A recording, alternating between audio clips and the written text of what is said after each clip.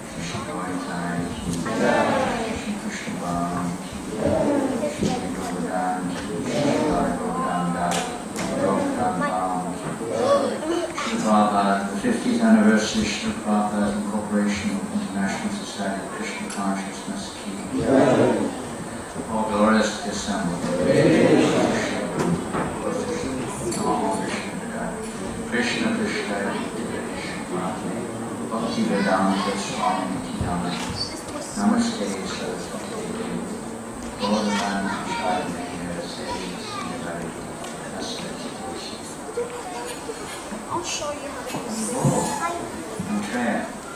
Hare Krishna. Hare Krishna. We also let us thank especially across the devotees who served and with all their hearts the last few months to arrange this small little festival here in Govardhan. Actually Priya and Kadashi, all of the other devotees who've been also picking devotees up, bringing them here, accommodating them. I think devotees are staying in different places, some in houses, some on the property. Where are you staying, Shamananda? In the cabin. In a cabin. In a cabin.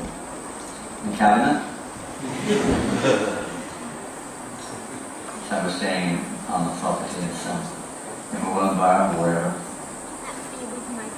Mind. Thank you all for serving in this way, opening our hearts to others. And that's the mission of Srila Prabhupada, the Hare Krishna movement.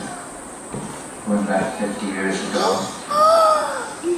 At this time, 50 years ago, most of us were probably not aware where we were.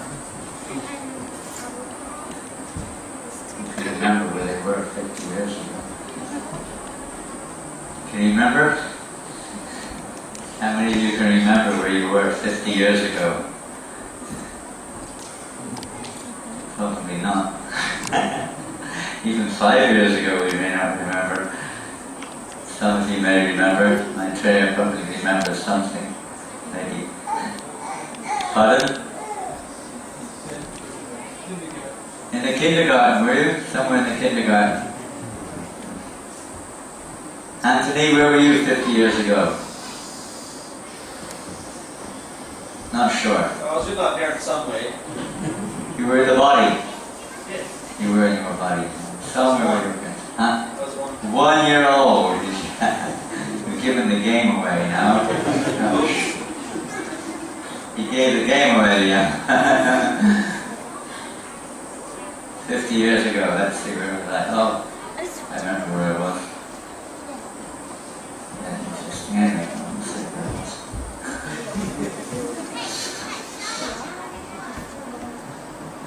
The Srila Prabhupada, our spiritual master, where was he 50 years ago? Where was he? New York. Which part of America are you from? North Carolina. Oh, not too far away. In front of was in New York. And whereabouts in New York? Huh? No? Where? He wasn't even on the Bowery at this time. He hadn't moved to the Bowery yet. He's in uptown New York, I don't know, 52nd Street or something, somewhere uptown. Staying in an apartment there, which was previously Dr. Mishra's apartment. He was just staying there. Pretty much alone. Pretty much alone. From the perspective of the world around him anyway. He had no serious fault. There were a few young Americans who were coming to Dr. Mishra's yoga programs, not many. And they didn't really have any serious kind of connection with Prabhupada. They were just, interested in whatever, Indian culture, yoga, different things. But practically alone, staying in that. One little room, it was an office. It wasn't even a room. It was an office.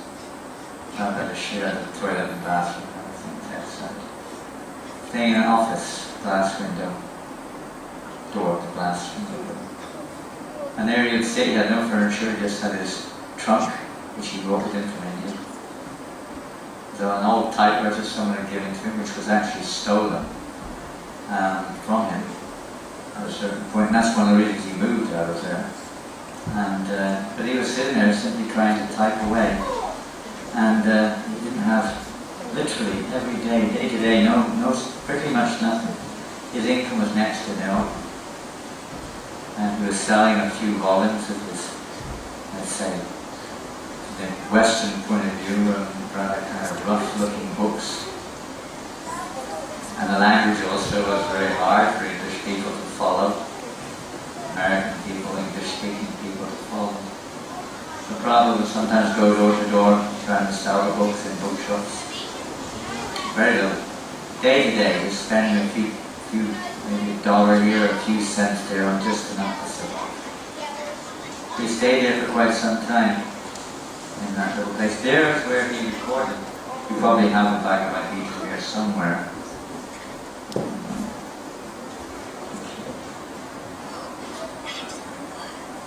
He was, and again he had to renew his visa, like literally every few months he had to renew it. It was like, and it was not easy. This is a really good one. Atendere l'absolute. This is the Karma Yoga. Silvati only son devoir solome association et ici che ensemble avec toi. Silvalat Silver Deshon de Karma. Any questions? Oui. Oui? Vous reprenez? Vous reprenez? Parlez-vous français? Merci. We can help that. We can go and sit next door. They can carry on. But we've got English.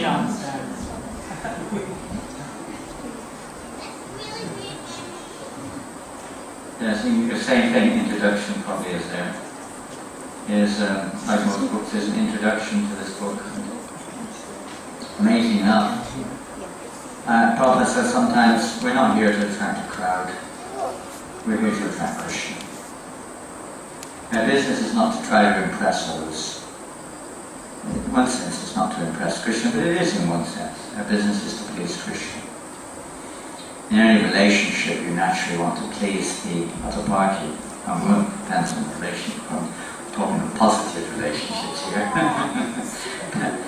loving relationships. And so, the idea is to learn how to please Krishna. Become pleasing to Krishna. He's our beloved. He's the object of our love. And so Prabhupada, he came to the West with that in mind, simply to please Krishna, not to. Sometimes people come to other countries with some material motivation, maybe to get some money, get some followers, and that, maybe education. Even names sometimes I've been there. Here I am in front of the Statue of Liberty, Empire State Building. No, I probably didn't go to America for holiday making. I had to go to the Gold Coast. Holidays. Enjoy. We didn't go to America to enjoy. When he left in India in August '65, just before he left, the lady who arranged his trip was on the boat. She was owner of a cargo shipping company, India, Samati Maraji, and her secretary, Mr. Choksi. He was very helpful man. But he was almost joking. When Prabhupada was trying to convince them to give him a ticket, and Samati Maharaj was saying, Swamiji, you're too old. You will go there, I'm afraid you may die. She was trying to convince him not to go, saying they are of a different culture, they will not be able to understand this message of Krishna consciousness. In some ways, you can understand her points. But Prabhupada was insistent, it was the instruction of his spiritual master to do this, and nothing was going to stop him. He would die if he were trying to fulfill that instruction. And Mr. Choksi says, Swamiji, I know why you're going there. You want to go there to enjoy your senses. Don't talk such nonsense. He was kind of joking. But that's why most people go. So they go for a job or education or something. We've got some removal company in the back there. Sounds like they're moving the furniture. I bet I know who that is. It's amazing how much noise little ones can make, isn't it? They can make more noise than big ones. They've increased the volume since the voice is excellent at making noise.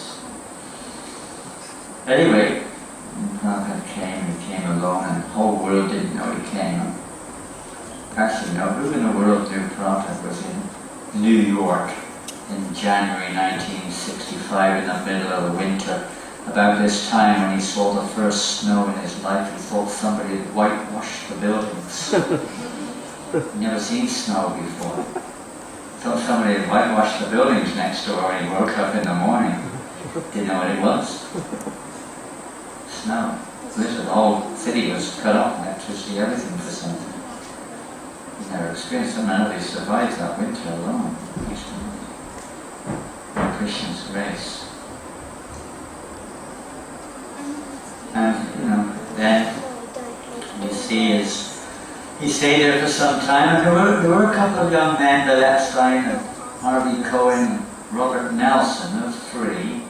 They were quite, let's say, a little bit more interested than most of the people who were coming. Especially, these two, Harvey Cohen and Bill Epstein, they were kind of quite well known amongst the hip. At that time, hippies were coming into New York. Were you a hippie, man, Butler? Yes. You're still a hippie. Maitreya, I bet you were a hippie, weren't you? Hey? Still a bit of a hip. Hip hop. It's kind of a term, it's almost historically used now. I don't know what it necessarily means. It's just a description of a lot of young people, most Western countries, and even some in Asia, who were really on a kind of a different wavelength, I suppose, to the norm in some ways, trying to create change in society, searching elsewhere for the answers and so on, and experimenting in different ways, especially with intoxications and so on. So they were quite, involved in that world. Robert Nelson was not. He was known as a straight behavior and so on. The other two were. They were very much involved in this place called the Paradox, which is in New York and 14th Street. It was a famous place amongst the hippies where they would all come and just tell each other what the latest thing happening in town is and just share different experiences and so on. And from there, a lot of people heard about the Swami, especially when he moved down to the Bowery. It was, hi Bonnie, nice to see you. Are you staying here now? Govardhan? No. Where are you staying? Pardon? In Govardhan? Oh, you're around, okay. I'm sure we'll see you over the weekend. It'd be nice to catch up. Thank you. So, I think it was Harvey Cole. Arranged for Prabhupada's moving after this death with this couple of possessions, tape recorder and typewriter. But it was on that, in that place that Prabhupada recorded the introduction to Bhagavadgita. He said, we're not here, as he said a minute, not here to attract a crowd, we're here to please Krishna.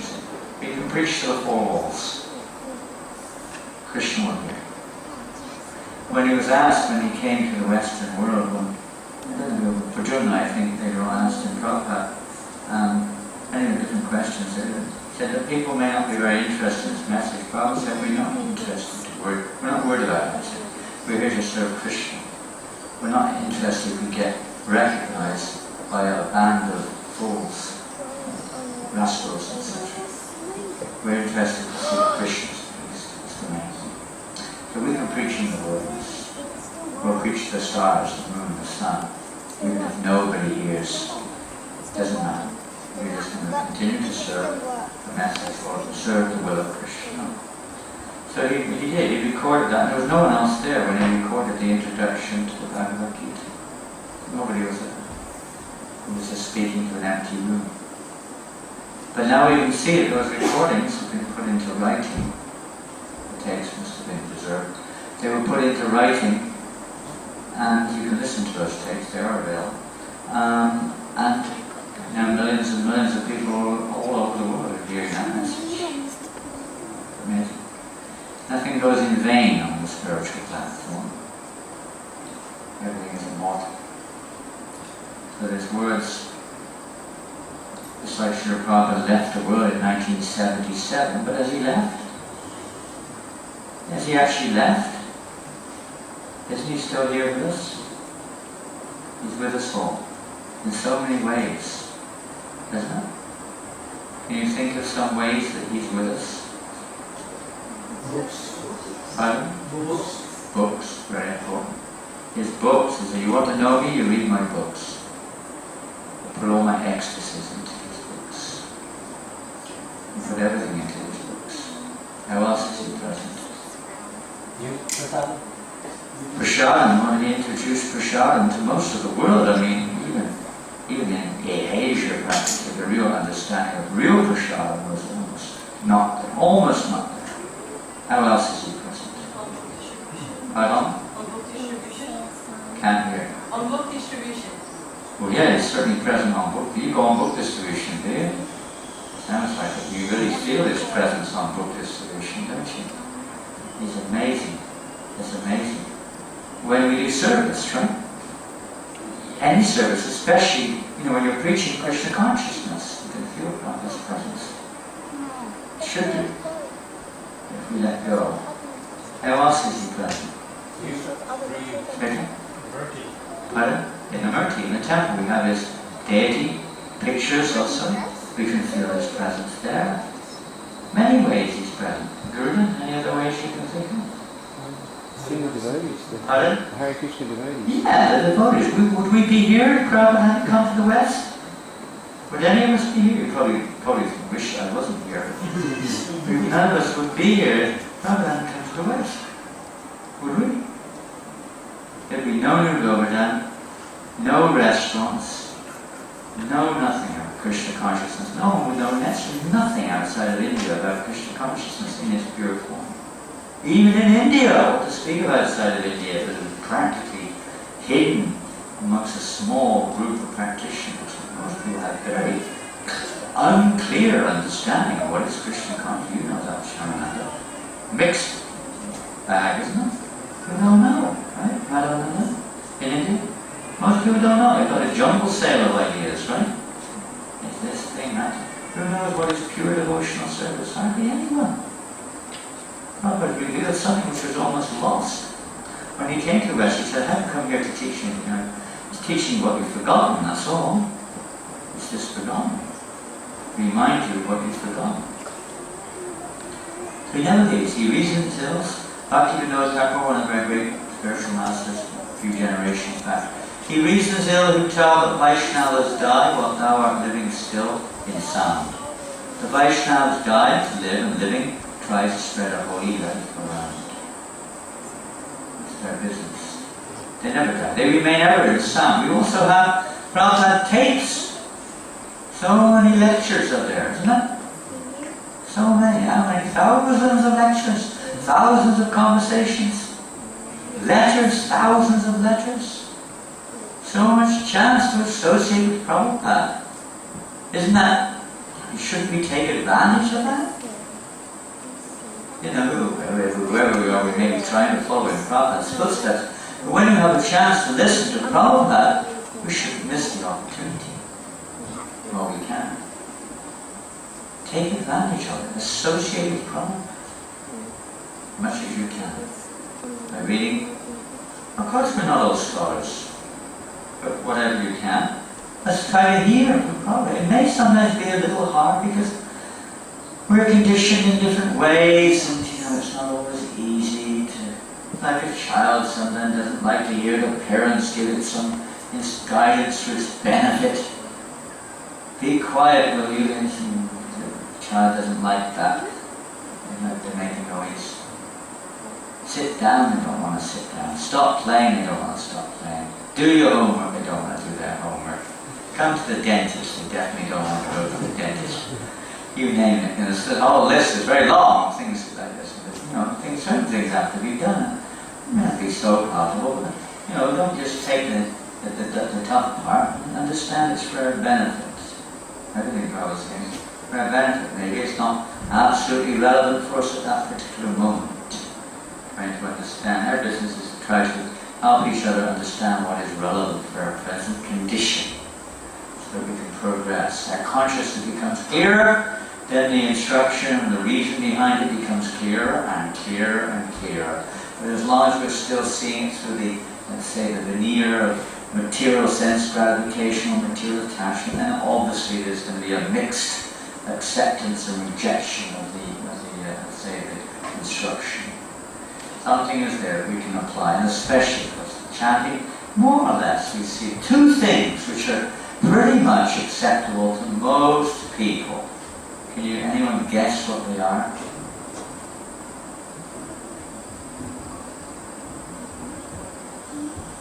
Two things that we're offering, which are more or less, most people to some degree at least, accept.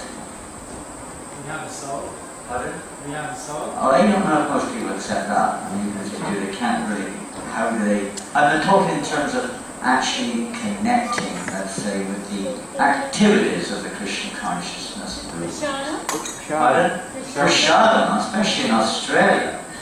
You don't meet many people who don't like prasadam in one form or another, do you? You may, obviously there's some. But most people like prasadam. And Guru, you'll know very well, isn't it? Most people like prasadam, don't they? I mean, I have to take on Australian flavour, whatever that may be. That's something very tasty, right? Australia means it has to be very tasty, isn't it? Very rich and tasty for many people, because there's vegans and so on. Most people, they like the rich, tasty, curd steak, isn't it? And rich tomato sauce. What else do they like, Garuda? Huh? Trifles, sweet rice, Sweet rice trifles, halva, halva, especially in the winter in Melbourne, the halva is very popular. Halva and custard. pakoras, samosas, pakoras. Pakoras, yeah, cauliflower pakora. Very popular, isn't it? Different things that make it nice. People are attracted by the taste. They're not necessarily attracted knowingly to Krishna. That's the trick. They like Krishna. Oh, so many people go to the restaurant, don't they? And they like, even meat eaters. I remember in New Zealand, in Auckland, I was in Pangura, I think, once. You've probably been around Sankirtan. I was distributing books there maybe 20 years ago at least. And I went into one butcher's shop. So, you know, they're all the same. They don't know what they're doing. The soul's the same, even if they're in a body engaged in that activity. Or they're in a florist shop. There's a soul that's covered differently, that's all. So I thought I wasn't having a particularly, let's say, fruitful day in terms of distributing books anyway. But I went in there, I saw there was one of the butcher shops. I thought, oh, big chubby looking butcher, big round red face. You know, you can picture it now. He got his apron on and all mention what that looked like. And he's there with his chocolate. And a few people in there buying. So I thought, well, Nityananda is the Chaitanya Petit Pavan, the most merciful. I can't do anything, but if you want, you never know. So in we went. And the butcher looked at me, chop! He knew I was a Hare Krishna. He couldn't know. Kind of joking. What do you want then? And he said, what are you doing here then? I said, I thought you might be interested in a book. What book? I said, vegetarian cookbook. I came in the shallow end, you know. And he laughed and laughed. Vegetarian cookbook. Me? Vegetarian cookbook? I said, are you married? I said, yeah. Doesn't your wife cook vegetables sometimes? Yeah, sometimes. Well, it might be something there she can cook you like. And then he said, well, tell me one thing. Has it got that recipe in there? I said, which one? The pie. Yeah, which pie is that? The one you're selling in a restaurant downtown.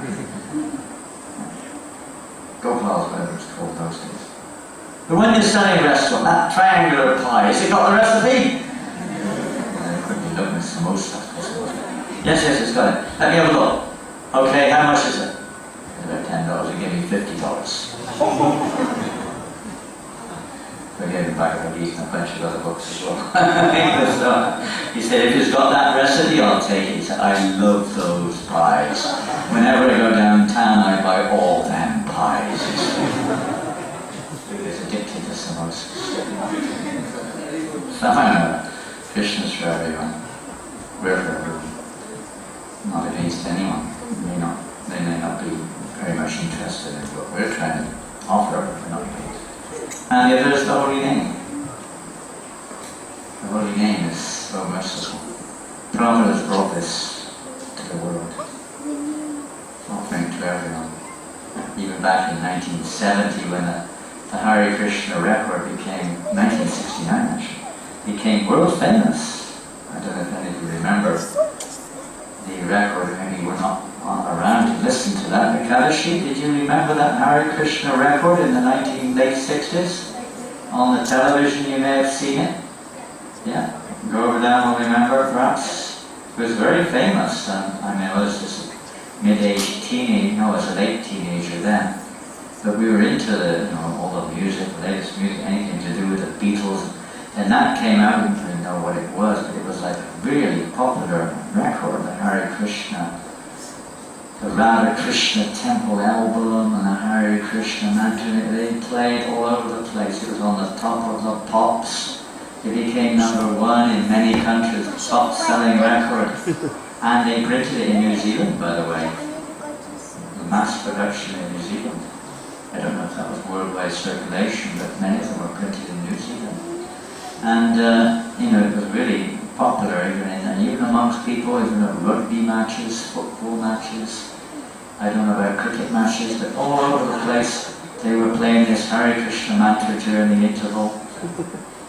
And so many people know what it was. It was just something to occupy the time, catchy tune, people were trying to sing it. They knew Hare Krishna were all over the place. Prabhupada was really nothing. The Prabhupada hadn't come 50 years ago. And who would have known? When he did, then he moved to Bari, and that's where, a little bit started. Mukunda Maharaj, he's living here at New Govardhan. You know him. You don't see much. He's been, because he had his accident and his heart operation recently, so he's a bit quiet nowadays. But he was there. He was one of the very, very first serious followers of Srila Prabhupada, Michael Grant. He lived around the road in Grand Road, and just around a few blocks away from the Bowery where Prabhupada was staying. And through that connection with Paradox, they were mostly musicians. He heard about the Swami, he came along, and he introduced many other people in the music world to Prabhupada. And he was the one who found 26 2nd Avenue. He found it. Prabhupada came to his room one day with another boy named Carl Jurgens. They were asking if you could please help Swami to find somewhere else because the place in the bar had become a little unsafe. The other boy sharing there was a little over-intoxicated. It was going a bit wild. So he found this little storefront in 2nd Avenue, and a very small little place, not even a quarter of the size of this room. That's very small. And that was where Prabhupada had his little preaching center in 2nd. Now when they went there, Mukunda came there with Carol and Prabhupada to meet the agent, the state agent. At that time they were just kind of friends. They weren't really serious at that. They were just trying to help him a little bit. Or help an Indian Swami get something going in America. And so they came there and they were negotiating the rent on the property. It was $100 or something like that a month. For the shop front, to have a little preaching shop front there. And Prabhupada, he said to the, I think Mr. Govardhan or something, his name was agent. And Prabhupada said, you see this boy here, his name Michael Grant, here's Carl Jurgens, and they are members of my society, he said. He didn't really have a society as such, technically speaking, maybe what he was talking about. He said, they're members of my society, and they are giving every month $25 a month, which they were not. They say a white lie, but Prabhupada was, had his plan. So he said, they're giving every month, and you can do that too. To make it easy for you, I will give you a set of my books, 3 books he gave me. And instead of giving $25 a month, we will give you $75 a month instead of $100. The man was, what to say, he agreed. He had to agree, Prabhupada was so powerful. He agreed on it. So he actually became the first member of the society. The state agent. Amazing, I don't know what happened to him, I don't know. Anyway, they got those places in a little room behind also where Prabhupada lived. And that was it, that was the beginning. And then July the 13th, Prabhupada, one day when they were, every Monday, Wednesday, Friday, Prabhupada was giving, Prabhupada started the Sunday Love Feast. Every Sunday we have what we usually call a Love Feast or something like that. He started that in the Bowery, not in 2nd Avenue. First Love Feast was in the Bowery. All that Prabhupada would do apparently in the Bowery was kirtan and then darshan. No philosophy. No philosophy. He said that people were not ready for philosophy. He started philosophy amongst, the general kind of young type people in 2nd Avenue, but only on Saturday nights, Monday, Wednesday, Friday. Later on, he introduced the Love Feast there also in 2nd Avenue. Then he was going out and chanting in public, so kicked off. On July the 13th, he was sitting there, and there's a group of people there in the room, and mostly young people sitting there, kirtan. And then after a little talk, Prabhupada says, so now, what was his name, the lawyer?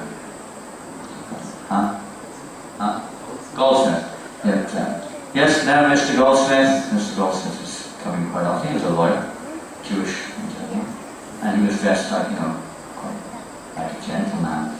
Most of them there with long hair and, heavy dress and so on. And I said, now Mr. Goldsmith, now you can take the names. It's kind of, yes, Swami, this kind of, he gave a little introduction. Swami has decided to form a society, International Society for Krishna Consciousness is formed. Somebody said, well, that's a bit funny, it's a bit kind of, people can't relate. Krishna, we should call it God consciousness. And Prabhupada said, no, God is a vague term. Vague, it's not clear. Krishna is specific. And if they don't know who Krishna is, then we will teach them who Krishna is. That's our business. The Krishna consciousness. I mean, if it had been International Society for God Consciousness, it wouldn't have been be difficult to say anyway.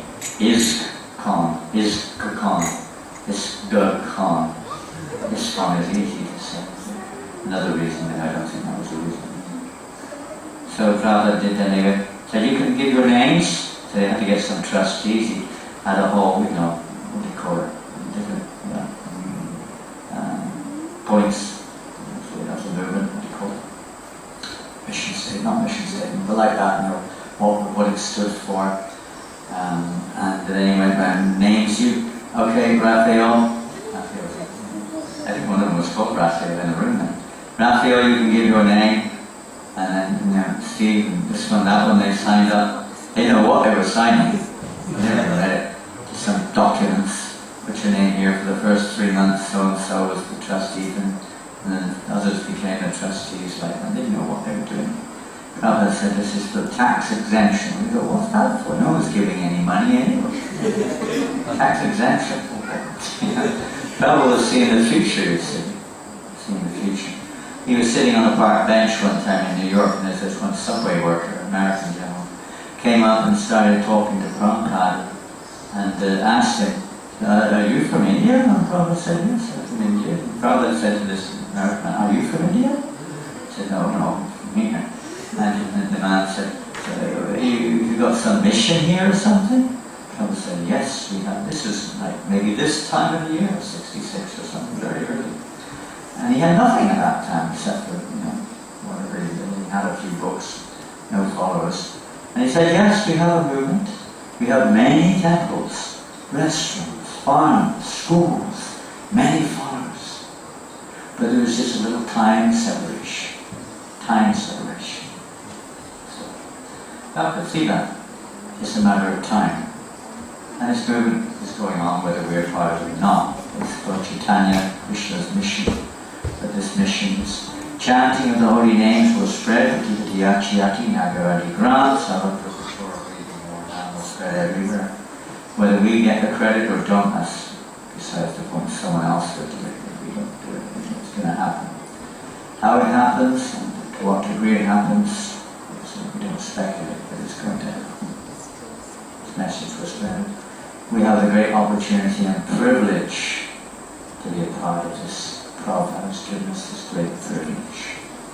So please take advantage of this opportunity to be a part of Srila Prabhupada's mercy mission, to share this knowledge which has been covered over, hidden, forgotten, or whatever, especially this day and age that we're living in.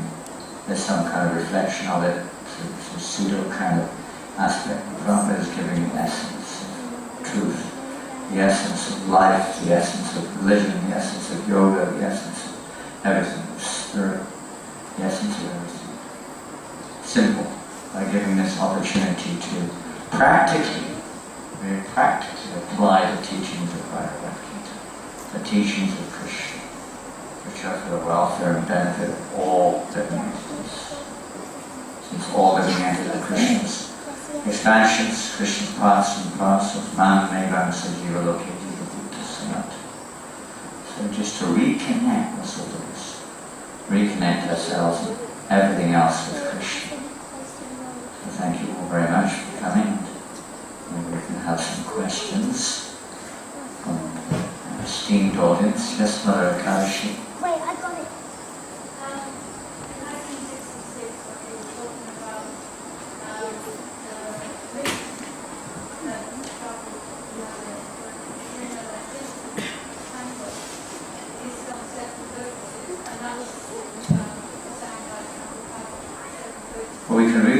pass it forward. 7 purposes of ISKCON. Oh no, not more stickers. He's a sticker charity. There I go. Where did you get them from? You'd think that was millions and millions of stickers and simply wonderful. I can't understand. Well, this is a nice little book. It's the Visitor's Handbook to New Govardhan, which gives you a brief overview of the project here, a little bit about Krishna consciousness. It's a nice little book, which Kanashin Govardhan, of course, culturally developed and have been instrumental in this production, very much so. So here we have these 7 purposes, and this was given by Prabhupada in 1966. It's based on, he did this in 1950, I think it was 53 or something, maybe later, in Jhansi.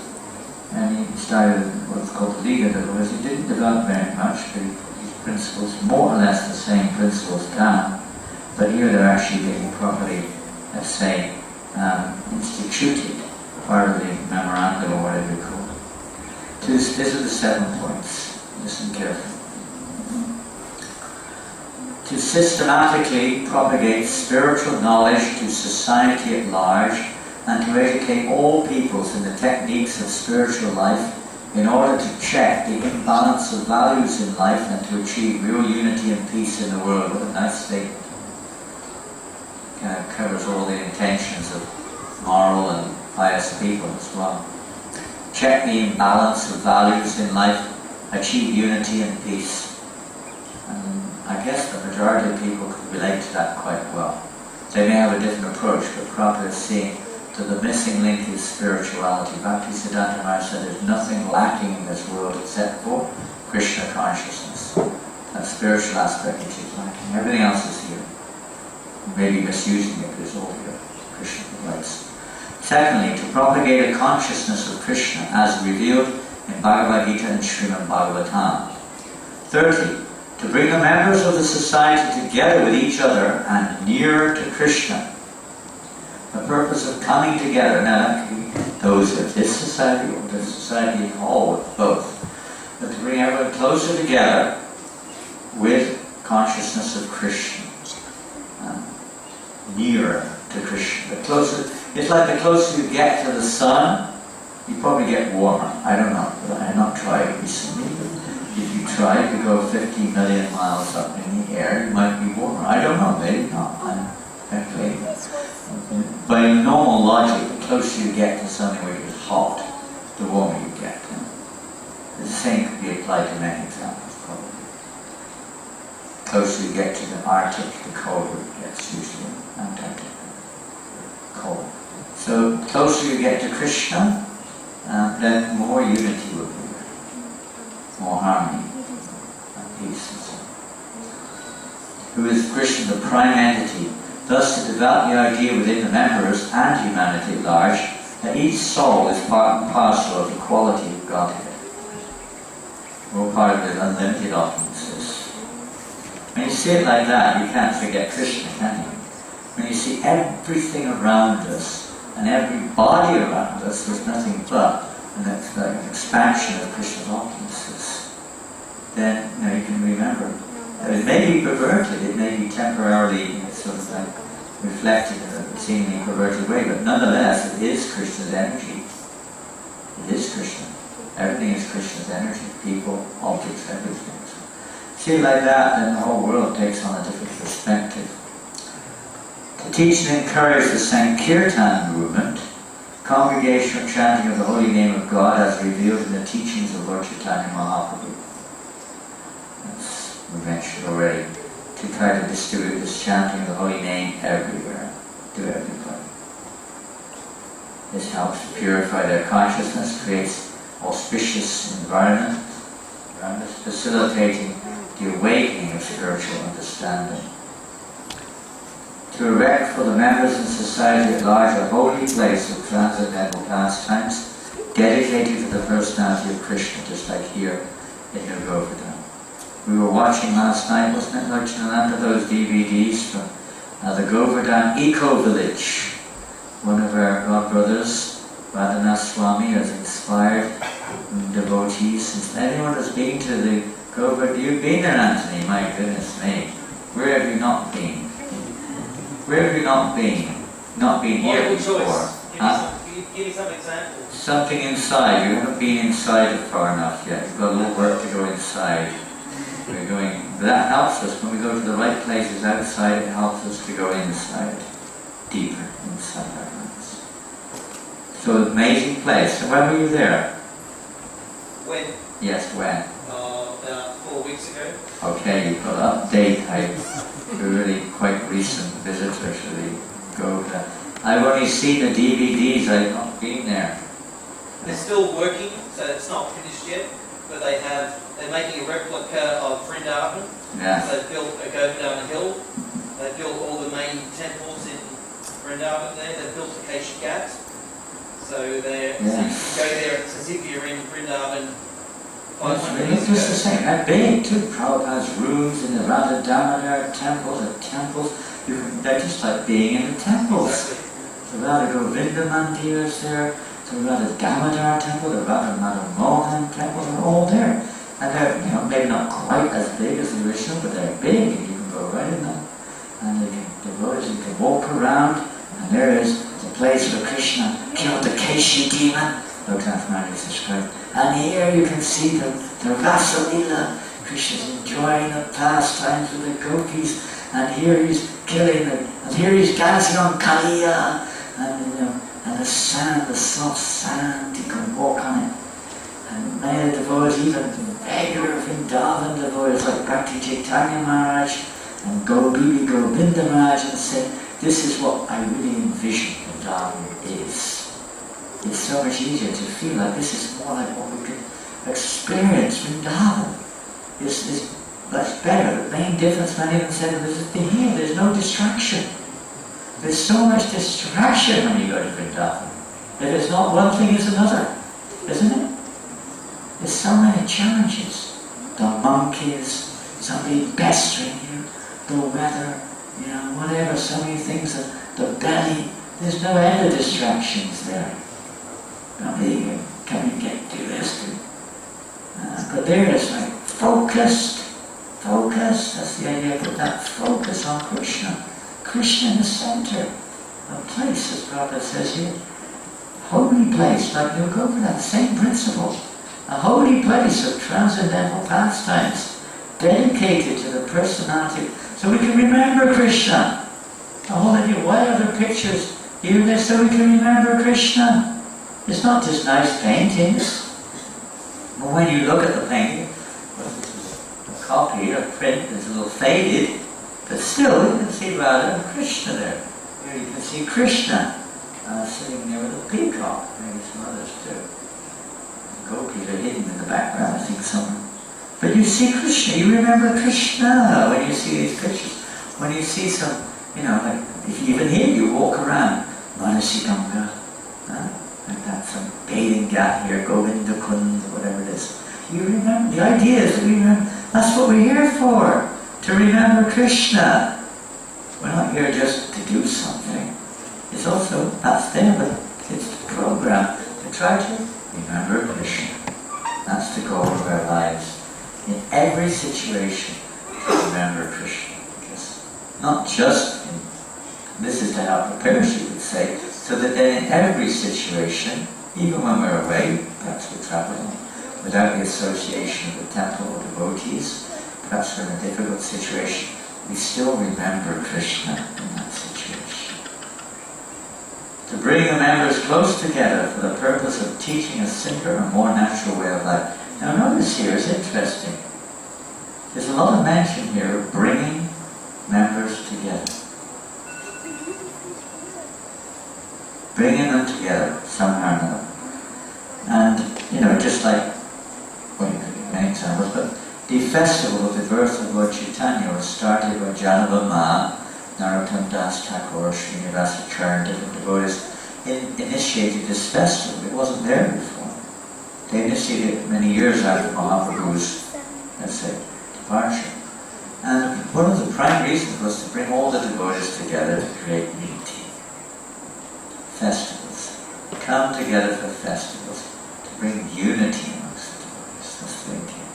put aside all the inevitable disunity, and as Prabhupada mentioned, simple way of life. He puts it in other ways. Many times he emphasizes unity in diversity. Now, both exist, coexist. It's not just diversity, it's not just unity. Sometimes we have the inverse from Mayavad idea that everyone should be just like me, then that's what cooperation means. You do what I say, or be just like me or something. That's not the idea. Krishna has given us all individual quotas, forms of mind, mental, subtle and gross bodies, which have a unique individuality also.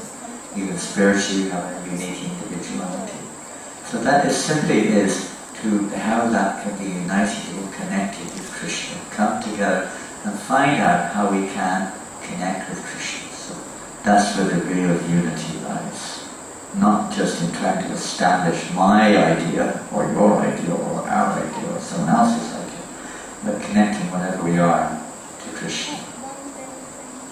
With a view towards achieving the aforementioned purposes, to publish and distribute periodicals, magazines, books, and other writings. So we have this reference, guidebooks. Just like if you want to go from here to the Gold Coast, you probably know the way, but if you don't, then you have to take advice from a GPS or something like that. You used to have map books and all. You have to take directions. So these books are just like guidebooks to guide us through our lives towards Krishna so we can reach the goal. So try to follow the guidebook. We have to know where we are first, otherwise we might take directions from somebody who's somewhere else. We have to know where we are and what directions are relevant to where we are. And we can reach that. So Prabhupada is giving that guide there very nicely. Anything else? Yes, Maharaj, when you said in the start of the class that we need to please Krishna, yes, we are able to please Krishna, but when we do any preaching activity or we go to book distribution, we have set a target. So how... If I disappear, prop me up again. It's one of those chairs you kind of slide into gradually. Or horizontal. What to do? Okay, sorry, yes. So when you go to preaching or book distribution or something like that, we set targets to achieve some goals. So at that point of time, sometimes we are more achieve the target, and sometimes for the Krishna. So how to balance it? How to balance it? And go overboard sometimes. We get a bit too carried away with the competitive concept or the achievement concept. Competition sometimes creeps in. Of course, if Krishna is genuinely in the center, there may also be the competition how to bring more pleasure to Krishna, not how to bring more pleasure to me. The real thing is, even if you are in that mood, one has to constantly retreat. And you'll see Krishna helps, don't worry. Krishna really helps. And anyone who's done book distribution for, let's say, maybe regularly or for a consistent period of time, will have had that experience. You go out there and, and you think, oh, well, got my target, I did really well today. I must be doing the best. I'm going to be back some really good book distributor or something. And suddenly, what happens? Very quickly, if you're lucky, Krishna turns the tap off. 3 hours later, oh my God, what am I doing out here? This is terrible. I haven't done a single book in 3 hours. This is terrible, this is awful, I can't do this. I'm hopeless. Krishna, bursts the balloon. So he does his job, and we're children. And the pure devotees do their job. So it's like with children, you have to give some incentives sometimes, Eat your spinach. Horrible stuff. So when I was a kid, it was Popeye the Sailor Man. And if you ever heard of him, but he was he would break open a can of spinach and whatever. Take his spinach. He was like a spider. What is Spider-Man? What's the latest? There's a cartoon series. There's a cartoon series of Popeye. Still? Yeah. Oh, he's still. He eats his spinach and there he goes. So. Yeah, that's right. That's what I'm saying. Like a spider. What's the latest one? Superman. Yeah. He was like that. Kissing my Mom said, if you eat your spinach, you look like that.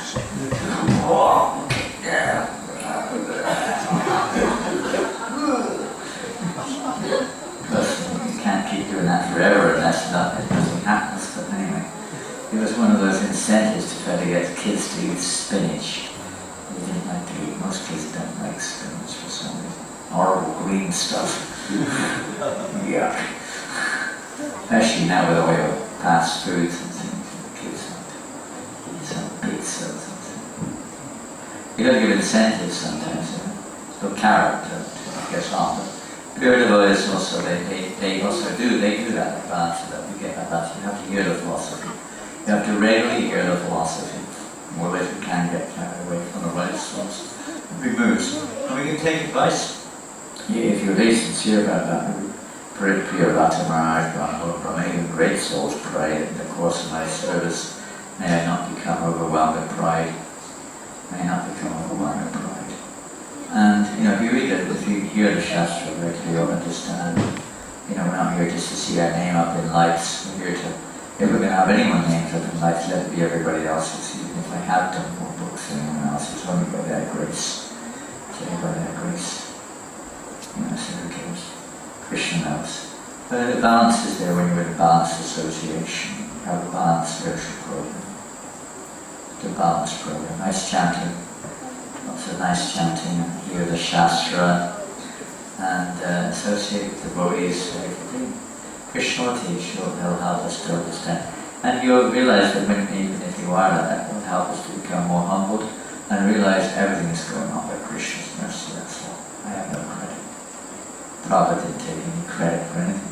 He always gave the credit to your spiritual master and to other devotees. Even Lord Chaitanya took no credit when Bhagavadgita came to him, addressing him as the Supreme Lord, the Lord Bhakta's ears, but then praised him in this way. And I said, I have no qualification. It's only by the grace of the association of Rupa Goswami, Sarvabhauma Bhattacharya, Sri Damodar, Haridas, this one, that, when he went through the list. Maybe some of their qualities have worn off on me, but they're nothing. I have nothing. No qualification. What's the time now? 6:10. I don't know the schedule. Is that it?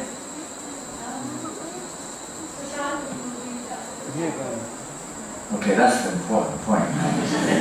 We'll give you 5 seconds to get out of the room. And one last question or 2 last questions.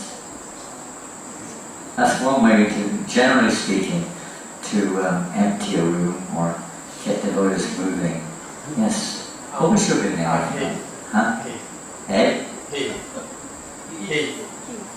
Heath. That's nice. Remember me in the comment? That's right. When it begs the question, could you please read that verse again?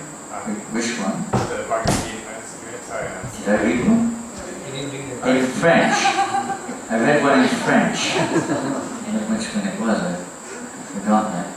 I only speak a little dribble of French. We haven't got our French representatives here, Divya and Angsu. Anyone speak French? Fluently. Of course. You're from France, right?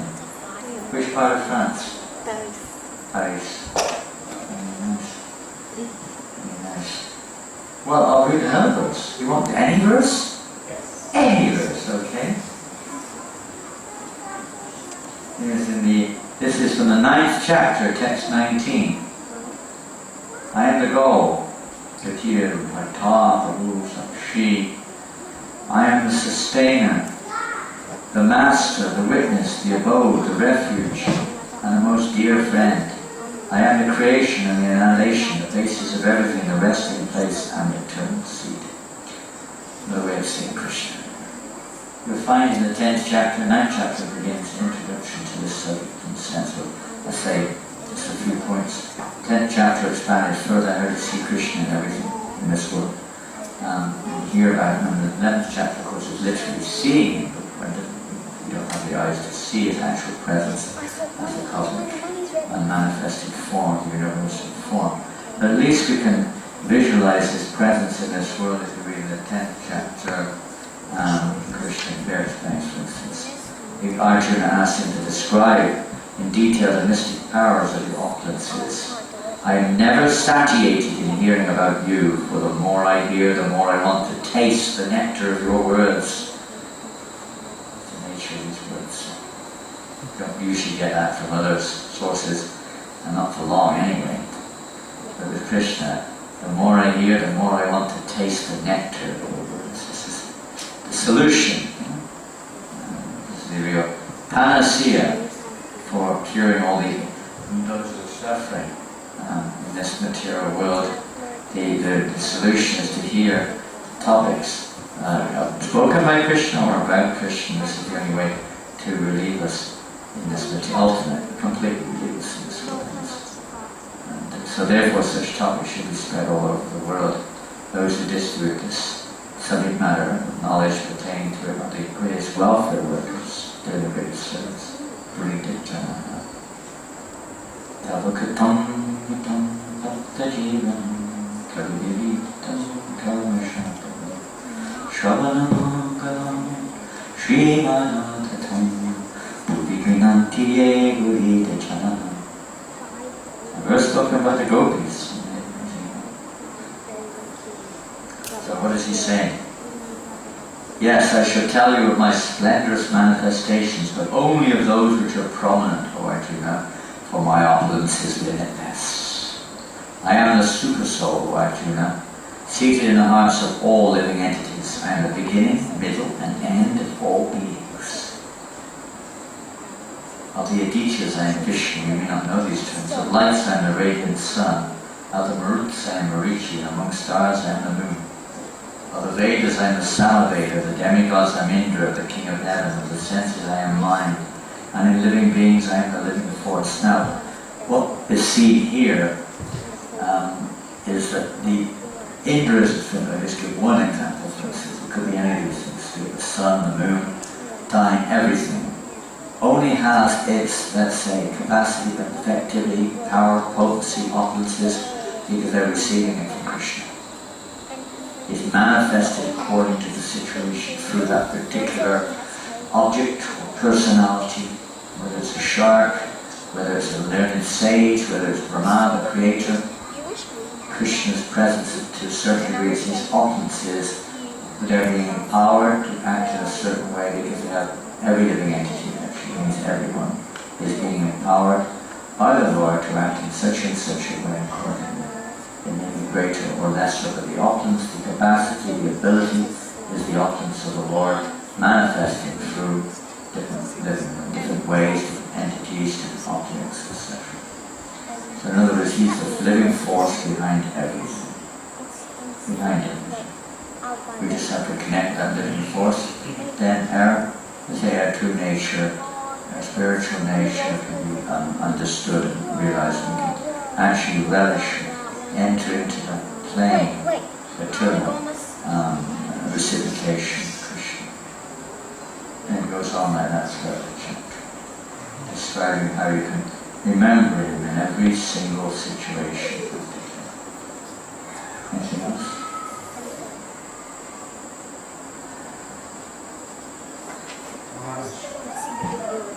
Why is it so hard for some people to chant the Mahamantra? Why is it hard for chanting the mantra? For some people. Yeah. Rupa Goswami gives an example in the one book called The Nectar of Instruction, and there he explains that the holy name is like nectar, like sweet, like nectar. It's very sweet. But for people who are suffering from jaundice, they won't experience pleasure from the sweet taste. So people who are very deeply covered by avidya, the ignorant potencies of this world, they may not be attracted to tongues of people, even amongst ourselves sometimes, will not be so attracted to the sweet taste of the holy name. So they're covered by ignorance, and it takes a while before those coverings are cleared. Just like a person who has jaundice does not like the taste of sugar. However, by regular taking of sugar, gradually the jaundice is cured and the taste becomes sweet again. So it takes time. So that it may not be, we've seen that throughout this life. I'll give you a nice example, and a very special example to me, because it's a friend of mine. He was a banker in London, working at a big banker, he was a branch manager in London. And his first contact with Hare Krishna would not be very favourable. The first time he saw him was in Portobello Road in London, and the Hare Krishna party came by chanting, and he really hated it. And he, on Sunday, he had a kind of a Sunday hobby of having a little fruit stall in the market there. So he would save up all the rotten fruit to offer to the devotees when they came. But to save them the problem of coming to get it, he would throw it at them. Literally, and swear and curse. I mean, I won't repeat some of the things he would say. But he was a friend of mine after, later, not that kind of time. So I don't think he was. I didn't know him at that point of time. But anyway, he certainly didn't like it. He hated it. Absolutely. To him it was horrible. Get out of here. He had some Christian divinity, he called it the devil, coming from the devil. But one day his wife was there, and she was a kind of gentle lady. She saw her husband going into a rage when the Haras came by. You can't do that. I don't know who they are. But they're not doing this. They're not trying to do you any harm. You can't do that. You're supposed to be a Christian. Christians are supposed to love thy neighbor as thyself. She kind of, tried to appeal to his, sentiment and saying, all right then. She tried to hold it, bite his lip and cut his tongue away, hold himself back. And eventually she said, I think you should apologize to them. No way I'll do that. But eventually, at least she had him talk to them, and he realized they weren't as bad as he thought. And they had a nice conversation, and they were very happy. They talked to him, and they didn't feel any bad about him at all. They always were very nice. Behavior. A lot of people are convinced by behavior, not by philosophy, not even by our chanting, but by our behavior. That may be the first way that people's hearts softened. So his heart softened a little bit by the behavior of the devotees. To such an extent that when, after some time, the Buddha started bringing gifts for him, for his prasad and different things. And his wife was kind of a little bit nice people. And after a while, they actually invited him to come to the temple. They came to the temple. And they really liked him. They started to come regularly. So it wasn't long after that, Prabhupada came to the temple, got initiated together by Prabhupada. His name was Bhakti-Vinod. I can't remember his wife's name. He was old, he was in his 50s, so he passed away a long time ago. And he got initiated by Srila Prabhupada, his wife also. It certainly didn't start off with much of a positive attraction. Anyway, you could say it was an attraction, negative. And other people who are really devoted against it don't even notice it, like animal consciousness. But still they get benefit. Eventually it has its effect. Somehow or another, they come into contact. They may not even be aware of it, but they get some benefit, even the non-moving entities. It's just a matter of time before their consciousness grows a little bit and starts to surface into underground. We still get the benefit. Too much ignorance. That doesn't matter. We still chant. And when I was in Africa, in East Africa in the early years, in the 70s, Prabhupada said to Brahmananda was GDC there, he said to Prabhupada, he said, these people, Prabhupada, they can't understand this at all.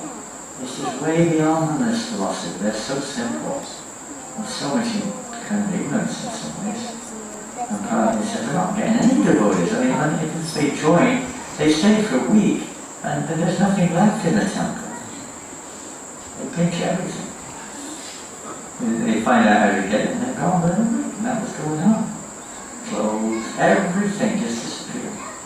They even took Prabhupada's clothes when he was there. He said, that was a waste of time. I said, no, it's not a waste of time. He said, this is a mercy mission. He said, don't expect to see any fruits in this lifetime. It's a mercy. We're simply planting the seeds. They will eventually grow. If they have no interest, don't become disheartened. Eventually, this takes more time. Dark ones. And of course, the more people are maybe negative, then the more reason we need to take shelter of Krishna and try to become pure ourselves. We may be more of an instrument through which Krishna can awaken and bring members of him through them.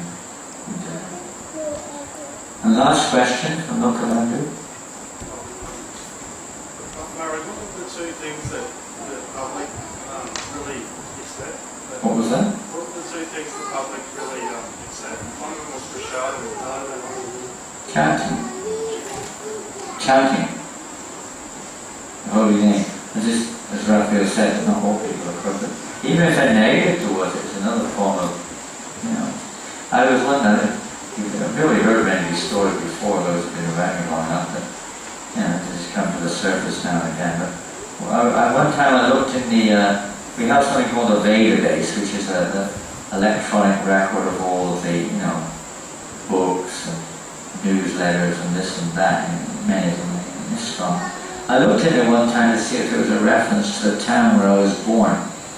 And there was one reference to the place where I was born. And I thought, what about this? I was born in a place called Swindon, which was previously called Pig Hill. They changed it to Swine Down and finally Swindon. It was actually called Pig Hill. So that's what it was. It was a hill with a pig farm on top. And so anyway, there was one reference, and it was from a magazine newsletter, the ISKCON Communications newsletter, and it was an article written by, so much an article I suppose, but an experience. I think they were from Eastern Europe, maybe Lithuania or something, a young couple who were living in Swindon, and they were studying in a college, and they weren't initiated devotees, they weren't practicing thoroughly, but they were interested in Krishna consciousness at that time, probably in the 80s. And they were studying in the college there.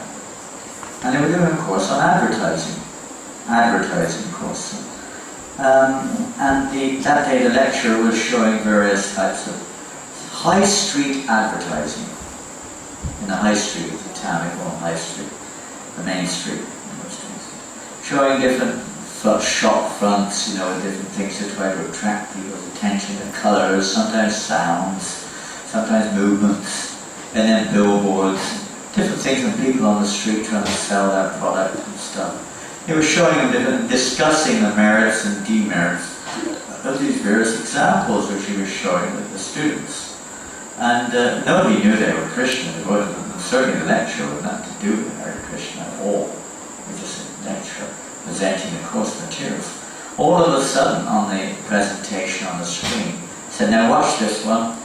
Hare Krishna, Krishna Krishna, Hare Hare. Hare Krishnas came down the street with a Harinam party, playing madungas and dancing, very colourful looking, smiling faces, singing away. And he said, now watch.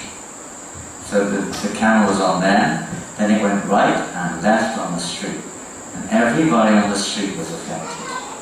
Some were laughing, some were going like this.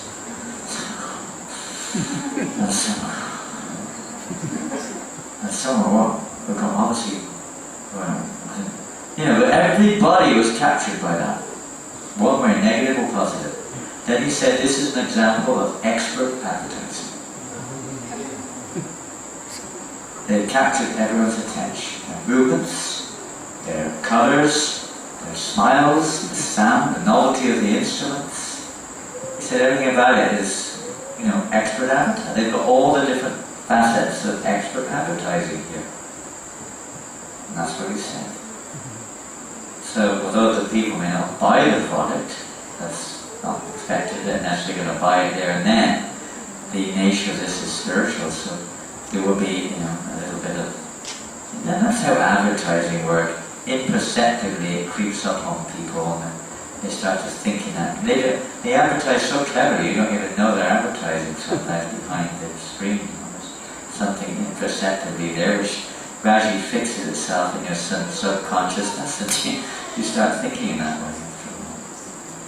So like that, the poison is injected. You don't know it. Time bomb. Anyway, that's there.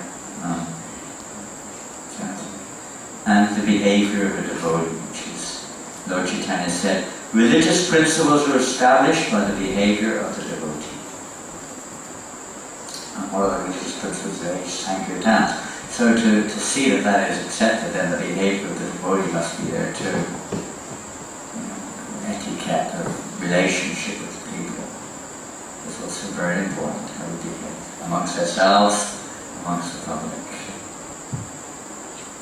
Okay, thank you all very much. Hare Krishna. We'll see you tomorrow. I wish you all the very best. Sleep tight. Have a nice night. And we'll see you before light in the temple room. Oh, Prashad. Oh, we have Prashad here. Don't run away. We have Prashad here. Believe it or not, Shyamananda Prabhu and his family have prepared Prashad for everybody. This is it. This is it. So this is all you're going to get tonight. There is nothing else, so make the most of it. Prashad and a sticker, okay? Come and get your sticker. I was going to get mine away, but I did beat to the